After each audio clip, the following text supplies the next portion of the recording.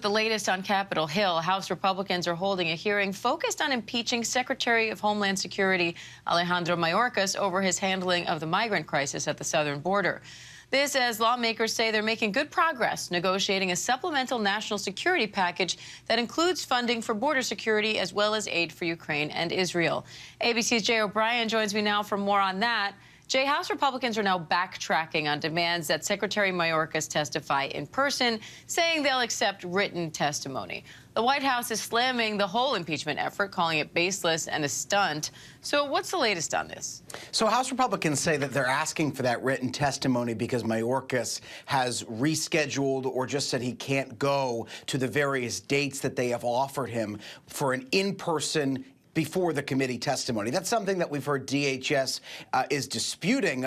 But the reality here is that this is not something that DHS and the White House view as a legitimate process. They say this is a purely partisan, baseless is the word they often use, impeachment proceeding. House Republicans, on their other hand, say that Mayorkas deserves to be impeached, or at least this ongoing inquiry deserves to continue because of the current situation at the U.S.-Mexico border. But I can tell you, Diane, this is something that House Republicans are moving quickly on. It's only in the last few weeks or so that this effort to impeach Mayorkas, while it's always been churning in the background on Capitol Hill, really picked up steam and started to chug along at this very rapid pace. So expect to see some real action by House Republicans on impeaching Mayorkas in the coming days or weeks. Again, they're holding, as you said, what is expected to be their final hearing this morning, where they say they're going to hear from victims of the ongoing border crisis.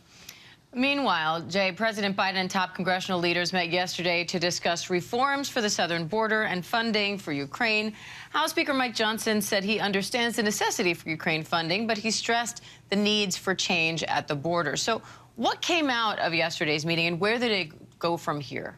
Yeah, and he gives an interview last night, Diane, the speaker does, where he kind of shrugs off this question as to if there will be another round of funding going through Congress to Ukraine. He kind of says, we'll see. And the reality is because Ukraine funding, as you and I have talked about for months at this point, is now inextricably linked to funding for Israel, which is also now inextricably linked, both of those two things, to ongoing immigration conversations that are happening in the Senate, not happening in the House. That's a key point to remember here. Senate Republicans and Democrats have been for weeks negotiating some kind of immigration policy changes that they can throw into that larger bill that funds Israel and funds Ukraine. But the thing is, even if the Senate can come to an agreement, which Senate leadership is confident they can, and they say they might be able to even vote on it as early as next week, that might not necessarily pass muster in the House of Representatives. Even Mike Johnson, in that round of interviews that he gave last night on various cable news outlets, seemed to look very quizzically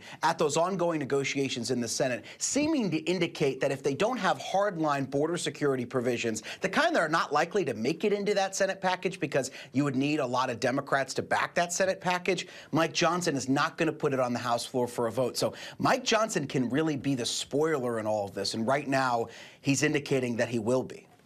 All right, ABC's Jay O'Brien in Washington for us. Thanks, Jay. Hi, everyone. George Stephanopoulos here. Thanks for checking out the ABC News YouTube channel. If you'd like to get more videos, show highlights, and watch live event coverage, click on the right over here to subscribe to our channel. And don't forget to download the ABC News app for breaking news alerts. Thanks for watching.